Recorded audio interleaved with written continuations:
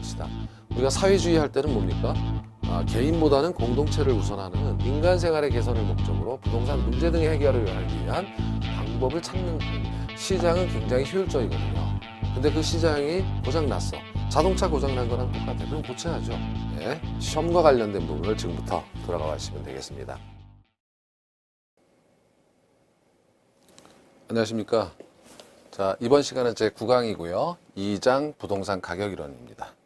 그래서 가치와 가격, 부동산 가격의 특성, 시장 가치에 대해서 알아보고 부동산 가치의 발생, 형성 요인 이런 것 등을 정리하시면 되고요. 문제는 여기서 한 문제가 나올까 말까 한 문제니까 비중은 크게 높은 분야는 아니라고 볼 수 있어요. 자, 일단 우리가 이제 이 전체 2장의 흐름을 보면 부동산 가격의 특성 이렇게 된 이유는 그죠? 부동산 가격의 특성 이렇게 된 이유는 이제 수요 공급에 의해서 지난 1장에서는 수요 공급 이론을 배우셨으니까 부동산 가격이 결정되죠. 그런데 부동산 가격은 일반적인 재화 시장과는 좀 다른 측면이 있어요. 수급 조절이 어렵고 지역적 개별적으로 가격이 형성되고 또 특수한 동기나 사정이 개입되어서 매매가 될 가능성이 많기 때문에 또한 부동산 가치의 형성률은 굉장히 복잡하고 다양합니다. 정부가 한마디만 해도 가치가 막 변해요. 그리고 일반 요인, 지역 요인, 개별 요인의 영향을 받기 때문에 자, 감정평가가 필요합니다. 도대체 정말 이 부동산의 가치는 얼마나 될까라는 것이 필요하고요. 그러면 감정평가라는 것은 가치를 추정하는 건데 그럼 시장에서 거래된 가격과는 어떤 차이가 있는가? 그래서 가치와 가격은 반드시 일치하는 건 아니고 오차 부분이 생길 수 있다라는 거고요. 그렇죠? 플러스 마이너스 오차가 생길 수가 있고 가격이라는 것은 이 가치를 화폐로 표현한 건데 시장에서 수요와 공급에 의해서 이런 요인들 때문에 가치하고는 좀 괴리될 수가 있다라는 거예요. 그렇다면 시장 가격이 이렇게 불합리하게 결정되는 부동산 시장의 경우에는 시장 가치, 가격이 아닌 가치에 대한 판단이 필요하고 이것을 감정평가라고 한다 이렇게 정의하는 겁니다. 그래서 이 부분은 이제 8편 감정평가론에서 이어서 공부를 하시면 되고 여기서는 부동산 가격이라는 어떤 특수한 그런 것 등을 살펴보시면 되겠죠. 자, 그래서 감정평가란 시장가치 기준의 원칙이다. 시장가치의 정의는 객관적 가치다. 통상적인 시장에서 충분한 기간 동안 정통한 거래 당사자에 의해서 성립될 가능성이 높은 가격이다. 이렇게 정의할 수가 있다는 겁니다.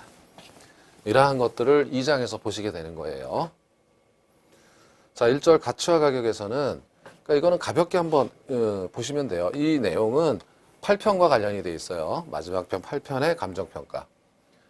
자, 가치란 어떤 제가 가지고 있는 고유한 능력이다.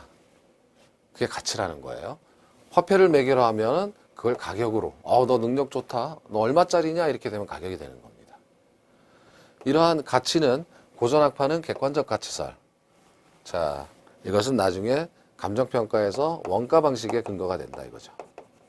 가치, 그 제어의 본질적 능력은, 고유한 능력은 생산비가 가치를 결정한다. 만들 때 원가가 많이 들었으면 가치가 높다. 공급자 측면에서의 원가다. 이렇게 주장을 했고요. 공급자의 원가는 상당히 객관적이죠. 원가는 조사하면 나오니까. 그러나 이걸 반박한 게 한계 효용학파입니다. 효용이란 소비자들이 느끼는 주관적 만족이죠. 주관적 만족은 수요자가 느끼는 거예요. 수요자가. 그래서 원가가 높지 않다고 하더라도 수요자의 만족이 크면 지불량 용의 가격이 높아져서 가치가 올라갈 수 있다라고 하는 거죠. 이것은 나중에 감정평가 수익 방식의 논리적 근간이 되는 겁니다. 너희들 둘 다 맞는데 결국은 마샬의 가치 절충설. 자, 가히의 양날의 칼과 같은 거예요. 한쪽만 있어도 안 되는 거예요. 수요 공급을 주장했다. 수요 공급에 의한 가치 이론을 전개한 거예요. 가히의 양날과 같아서 둘은 결국 같은 거다. 이런 뜻입니다. 수요 공급 가격이에요. 이 말은. 그래서 이것은 나중에 비교 방식의 논리적 근거가 됩니다. 결국 가치는 장기적으로 시장에서 거래되는 가격과 일치하게 될 테니까 시장에서 거래된 가격을 비교해서 평가하자. 뭐 이런 감정평가와 관련된 내용이에요. 자, 가치 이론은 이건 가볍게 이렇게 발전해 왔다.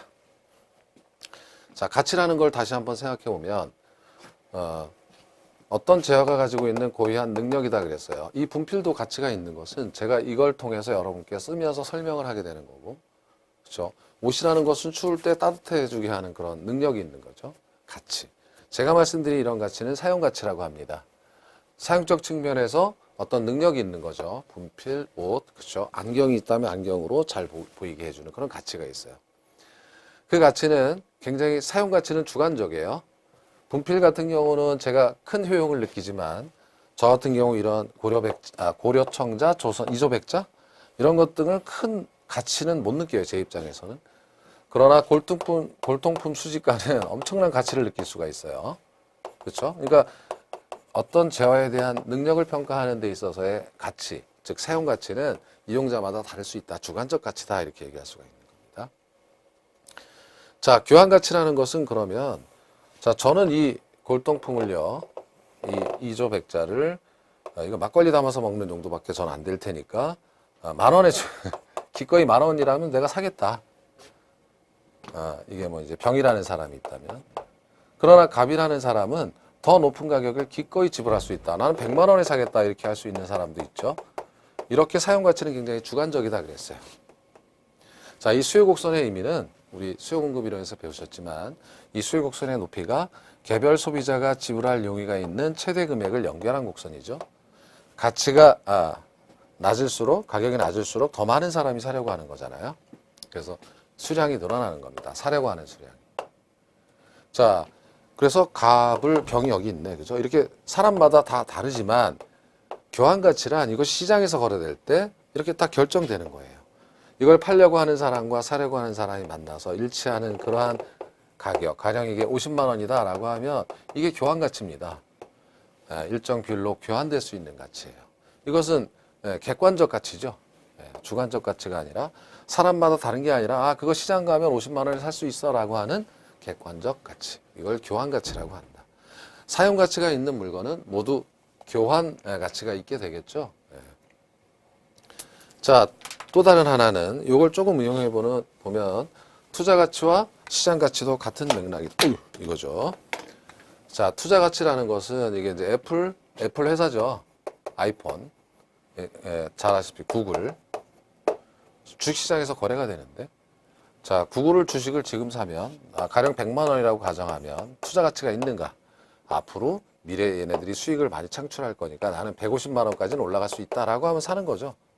이 투자 가치는 어떤 자산이 갖고 있는 가치인데 장래에 창출하는 소득 등을 투자자가 생각할 때 이건 나중에 투자론에서 배우시겠지만 자본화론에서 150만 원 정도 될 거다라고 판단하면 투자 가치가 있고 사는 거예요. 근데 어떤 사람은 이건 팔죠. 사람마다 다른 주관적 가치예요. 투자 가치. 어떤 사람들은 이 100만 원도 비싸다. 난 지금 매도할 거다. 90만 원밖에 이거는 가치가 안 된다라고 하면 파는 거예요. 그래서 주식시장을 보면은 이런 주식들이 거래가 되는 거는 사는 사람이 있고 파는 사람이 있어서 그렇다. 자, 그러나 시장 가치는 이건 뭐냐면 그렇다면 이게 시장에서 수많은 사람들이 매매하려고 할 때 얼마에 거래될까라고 하는 건데 레클리프라고 하는 사람은 성립될 가능성이 가장 높은 매매 가격이다라고 해서 가장 확률적으로 팔릴 가능성이 높은 가격이다. 뭐 이런 뜻이겠죠. 그런 가격을 시장 가치다라고 얘기를 했고요. 그것은 아까 그려봤지만 사려는 사람과 팔려는 사람, 수요와 공급에 의해서 결정되는 그런 객관적 가치일 것이다라는 거죠. 시장 가치는. 자, 이제 이 부분은 좀 시험에 자주 나오는 부분이라 그러면 가치와 가격은 어떻게 구분할 수가 있겠는가? 가치라는 것은 가령 장래 기대되는 편익, 여기서는 뭐 수익일 수도 있고 어떤 효용일 수도 있고요. 그것을 현재 가치하면 가치다, 능력이다. 그러나 가격은 실제 시장에서 거래된 금액을 말하는 거예요. 이거는 전문가가 평가하는 거죠. 아까 구글이 현재 가치로 얼마나 될까라는 건 미래 수익을 현재 가치로 환원해서 이 정도는 될 것이다. 전문가가 할 수 있는 거고 현재의 값입니다. 현재 시점에서의 능력을 보는 거고 가격은 이미 과거에 거래된 거예요. 이미 거래돼서 100만 원입니다. 이렇게 거래된 겁니다. 그런데 이 가치와 가격은 항상 오차가 있을 수가 있다 이거죠. 이렇게 가치가 높을 수도 있고 그러면 가격이 저평가됐다 이렇게 얘기하는 거고 시장에서 이렇게 될 수도 있어요. 그럼 과대평가됐다 이렇게 얘기하는 거겠죠. 자, 주어진 시점에서 가치는 목적에 따라 여러 개입니다. 가치를 어떤 관점에서 보느냐. 우리 집이 있는데 시장 가치, 시장에서 통상적으로 성립될 수 있는 매매 가격 4억이다. 투자 가치, 에이 이거 버블이야. 좀 있으면 꺼져. 3억밖에 안 된다. 보험회사가 보험 들러갔더니 이거 소실됐을 때 내가 물어줄 수 있는 가치는 2억밖에 안 된다. 은행에서 봤을 때도 담보 가치, 이거는 한 뭐 3억밖에, 이런 식으로 보는 관점에 따라서 목적에 따라 여러 개가 존재할 수가 있겠지만 시장에서 이미 과거에 거래된 금액, 저 아파트 엊그저께 3억이 거래됐어. 딱 하나밖에 없다 이겁니다. 그래서 이렇게 가격과 가치는 구분할 수가 있어야 해요. 이렇게 가격과 가치를 구분하는 이유는 가격은 시장에서 이것은 아까 부동산 특기 있잖아요. 비합리적으로 결정될 수가 있어요. 그러나 가치는 그것을 제외하고 진정한 어떤 능력을 평가하는 거죠. 그래서 다를 수가 있다라는 겁니다. 그래서 역시 부동산 시장은 비합리적으로 가격이 결정된다면 가치에 대한 전문가의 의견이 필요하다. 뭐 이렇게 되고 그것이 8편의 감정평가다. 이렇게 생각하시면 됩니다. 자, 기출문제를 보면 19회 때 이제 가치와 가격에 대해서 나온 거예요. 가치는 주관적 추상적이죠. 사람에 따라서. 가격은 가치가 시장을 통해서 화폐 단위로 구현된 것이다. 구체적이고 객관적이다. 당연히 가치가 상승하면 가격도 따라 올라갑니다. 반대도 마찬가지고.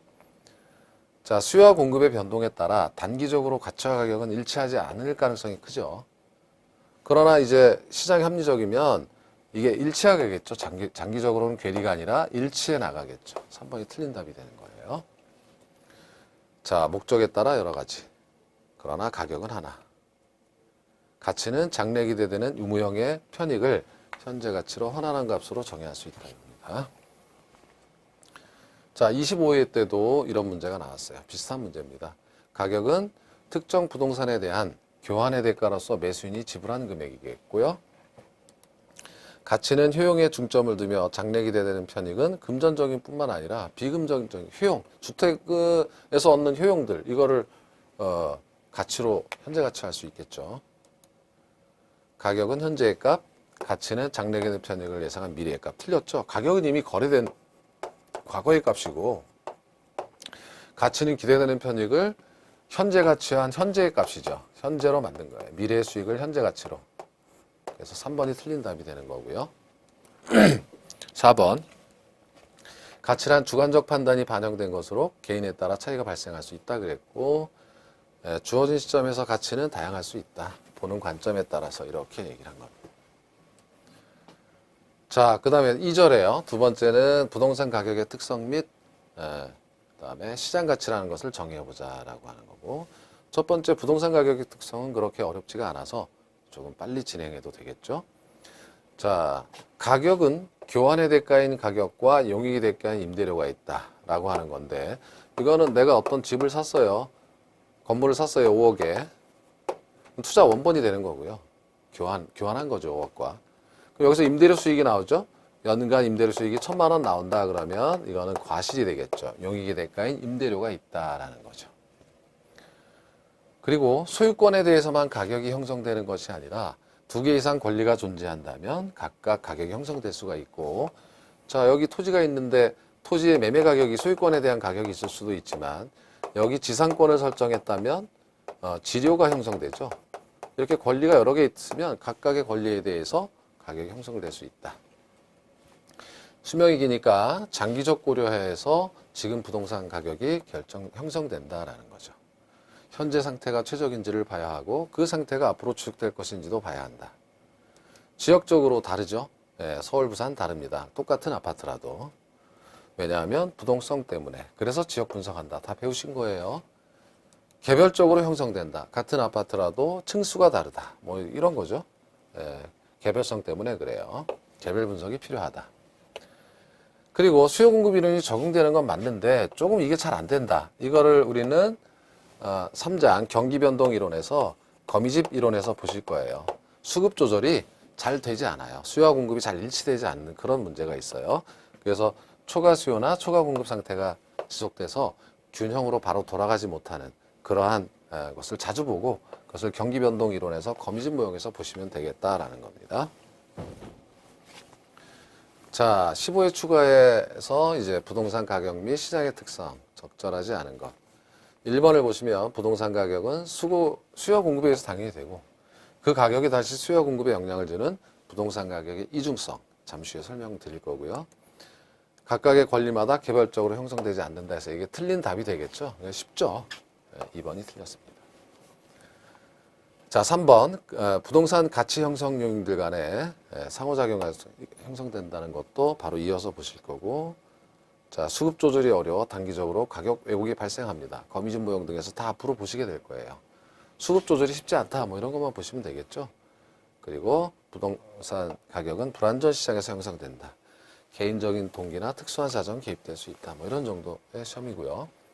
20일에도 이제 감정평가 문제가 섞이긴 했지만 이건 앞으로 배우실 거예요. 기준 시점은 감정평가사의 의뢰일이 아니라 가격조사 완료일이다. 이렇게 배우실 거예요.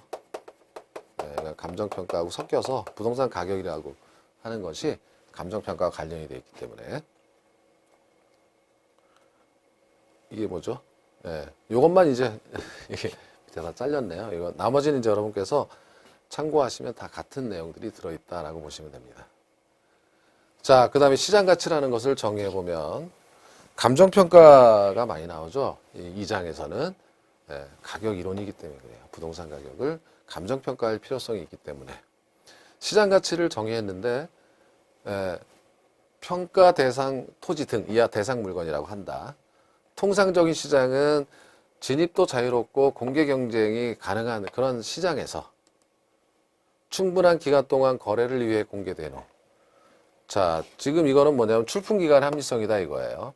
시장에 내가 집을 팔려고 내놨는데 급매라면 그냥 하루 이틀에 팔려버려요. 싸게 내놨다면. 그거는 객관적 가치가 아니죠.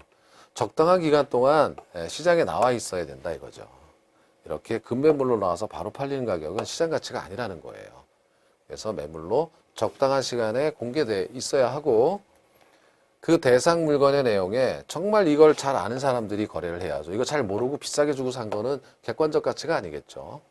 정통한 거래 당사자 사이에 신중하고 자발적인 거래가 있을 경우 이게 이제 깡패가 강매를 해가지고 싸게 판다면 이거는 객관적 가치가 아니에요. 그래서 거래가 자연스러워야 되고 강압에 의한 거래 혹은 특수한 사정이 개입되면 안 된다 이런 거예요. 그때 자 확률 개념이 들어온 거죠. 주사위를 던져서 성립될 가능성이 가장 높다고 인정되는 가격이다. 이렇게 정의해놨어요. 그 가액을 시장가치라고 한다 이렇게 해놨고 그래서 시장가치 기준 원칙이라는 게 있어요. 감정평가에서는 시장가치 기준으로 부동산을 평가하게 되어 있다. 이런 얘기입니다. 그래서 최빈 매매 가능 가격이라고도 해석을 하는 거죠. 자, 3절에서는 이제 부동산 가치의 발생 요인, 형성 요인이 되겠는데 사실은 부동산 가치 혹은 가격은 이걸 여기서 이제 혼용해서 쓰게 되는 겁니다. 사실 수요와 공급에 의해서 생기죠. 그렇죠? 그래서 수요 측면에서는 왜 사려고 하는가 부동산을 그거 유용성이 있으니까 효용, 만족을 주니까 상업용은 수익을 주고 주거용은 주거 공간, 효용을 주니까 유용성이 있기 때문에 사려고 하는 거고 또 가격이 형성되는 건 사려고만 해서 가격이 형성되는 건 아니죠.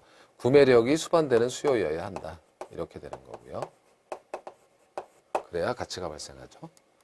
그리고 공급 측면에서는 공기 같은 경우는 가격을 지금 공간에 돌아다니는 공기는 희소하지 않기 때문에 거래가 안 돼요. 희소해야만 수요에 비해서 공급이 상대적으로 희소할 때 가격이 형성될 수 있다는 거고 또 법률적 측면에서 양도 가능이 팔 수 없는 물건이 어떻게 가격이 형성되겠어요. 그렇죠? 네, 그런 뜻입니다. 자, 그럼 하나하나 들어가 보면 효용이라고 하는 것은 부동산이 인간에게 주는 편익이다. 유용한 편익이다. 그래서 주거용은 어떤 효용을 주는가?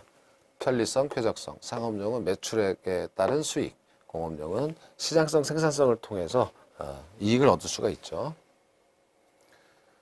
자, 사람들이 부동산을 사려고 하는 이유를 이제 생각해 보면은 이렇게 주거용은 가족이 행복할 수 있는 효용을 준다. 그죠? 상업용은 돈을 벌게 해주고 공업용도 물건을 어떻게 만들 수 있는 공간을 제공해주는 효용을 준다. 이런 뜻입니다. 상대적 희소성은 현재뿐만 아니라 미래의 공급이 수요에 비해 상대적으로 충분하지 못할 때 가격이 발생된다 이런 뜻이에요. 그래서 특히 도시 지역의 택지는 희소하죠. 그러니까 가격이 높은 겁니다. 사려는 사람이 많아져서. 그래서 상대적 희소성이 없는 공기는요, 이 하늘에 떠다니는 이 공기는 우리가 숨을 쉬고 살기 때문에 효용이라는 측면은 굉장히 많죠. 무지하게 효용 없으면 죽으니까.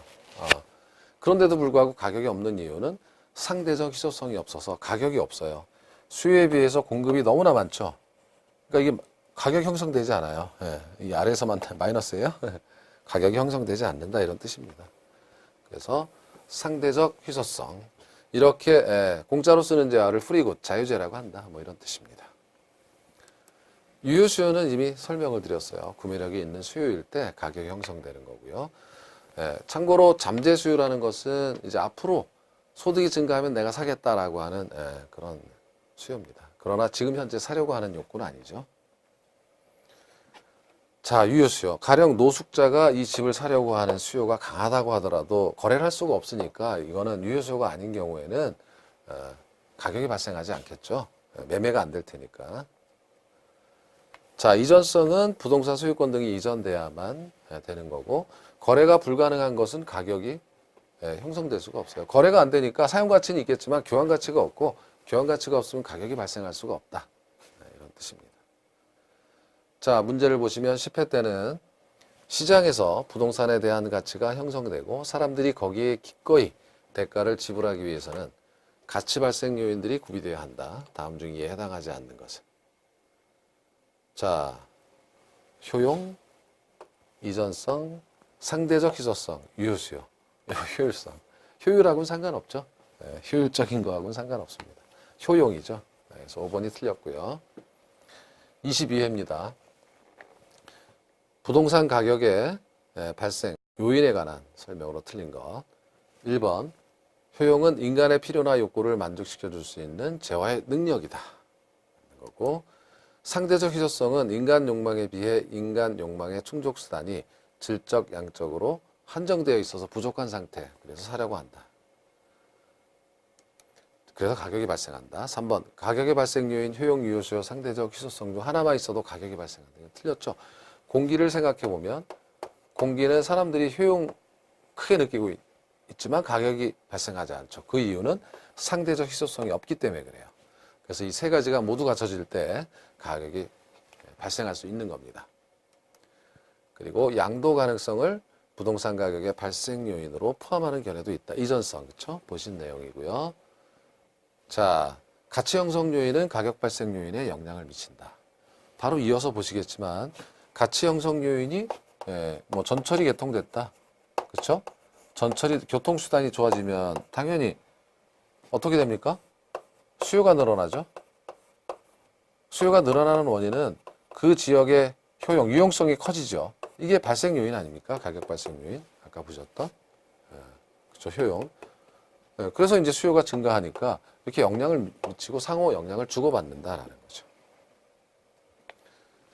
자, 부동산 가격의 이중성은 앞서 이제 기출문제 지문 속에 하나 있었던 건데, 자, 부동산 가치의 발생 요인에 의해서, 즉 수요와 공급에 의해서 가격이 일단 형성됐어요. 그렇죠? 다시 수요와 공급에 영향을 미친다 이겁니다. 가령 예를 들어서 수요가 증가했다라고 가정해 보면, 수요가 증가하면 당연히 가격이 상승했잖아요. 수요 곡선이 오른쪽으로 이동하면서.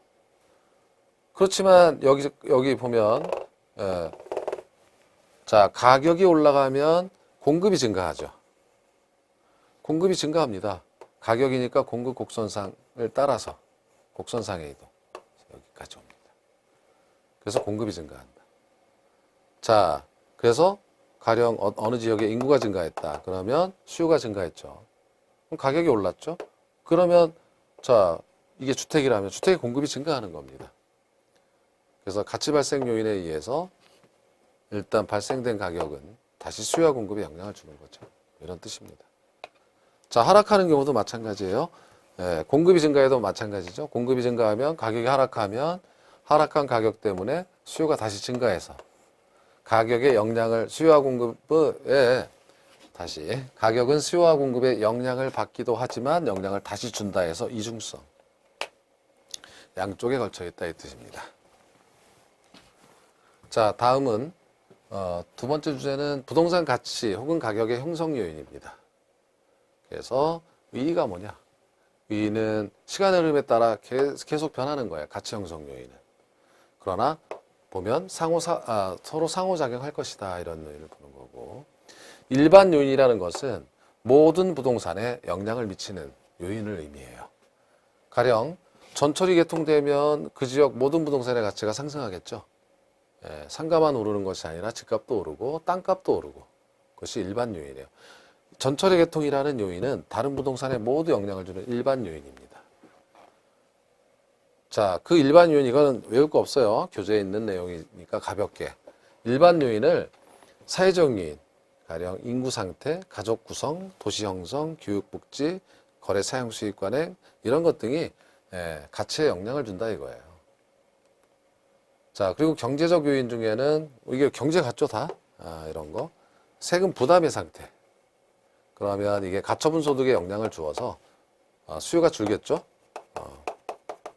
상태가 높다면 가처분 소득이 줄어서 수요가 주는, 그래서 가치 형성에 영향을 주는 뭐 이런 내용이고, 기술 혁신, 교통체계의 상태는 부동산에 상당히 좀 의미가 있죠.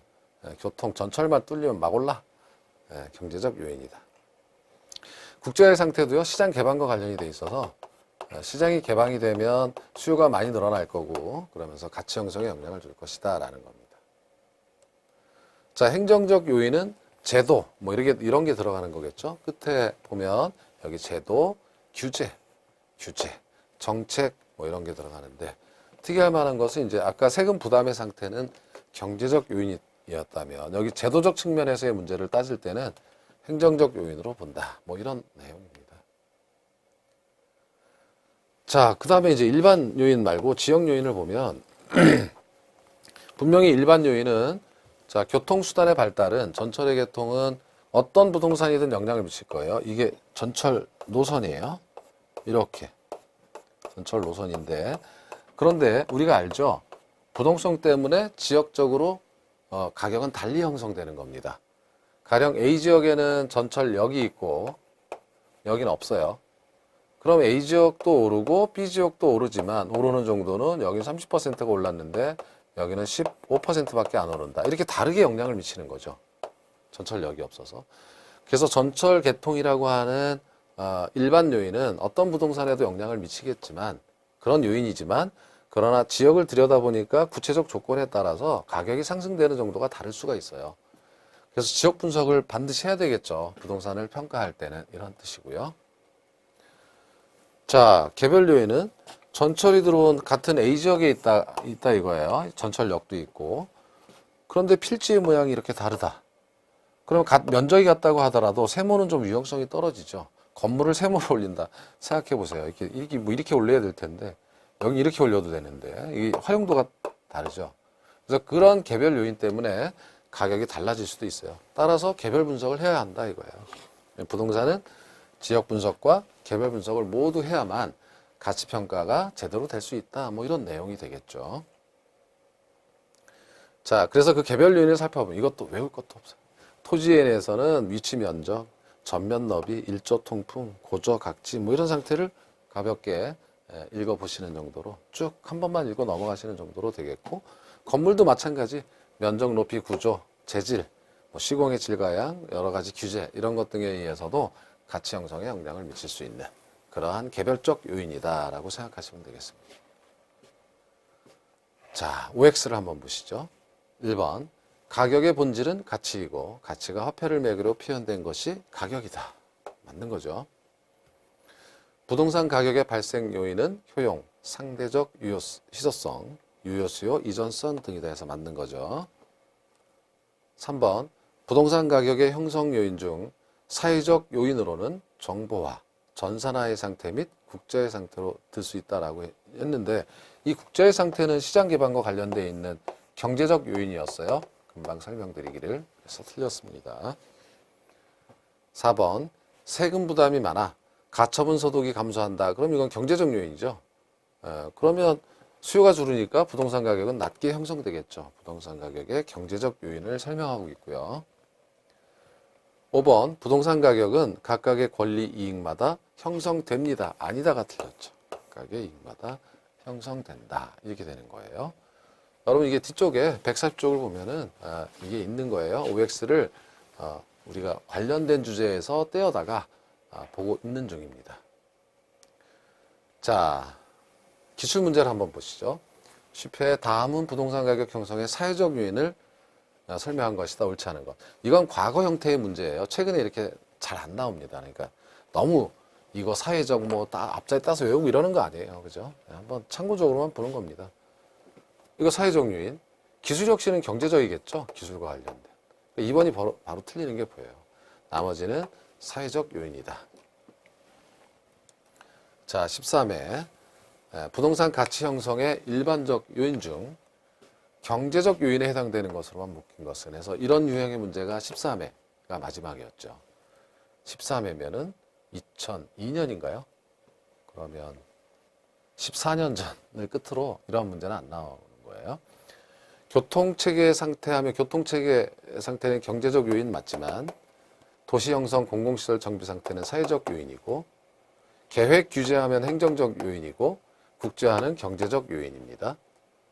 재정금융이니까 경제죠. 택지 및 정책이니까 행정이죠. 정보화 사회적 요인이고 세제하면 행정적 요인입니다.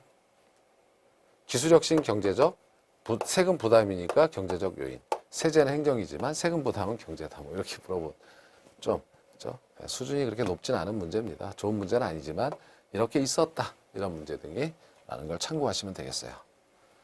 자, 이번 시간은 이걸 한 겁니다. 지금 2장 부동산 가격 이론 중에 1절, 2절, 3절을 해서 비교적 가벼운 주제를 정리했어요. 가치와 가격, 부동산 가격 특성 및 시장 가치. 가치의 발생 요인, 형성 요인을 본 거죠. 그래서 이걸 본 거죠, 요거. 그러면 다음 시간에는 요 지대 이론과, 그죠? 지대 이론. 그리고 경기 변동 중에 요 개념 중 앞부분만 하도록 하겠습니다. 이게 좀 기니까 잘라야 돼요. 이것도 좀 복잡하죠. 그래서 이렇게 정리를 하도록 하겠습니다. 이번 시간은 고생하셨습니다. 감사합니다.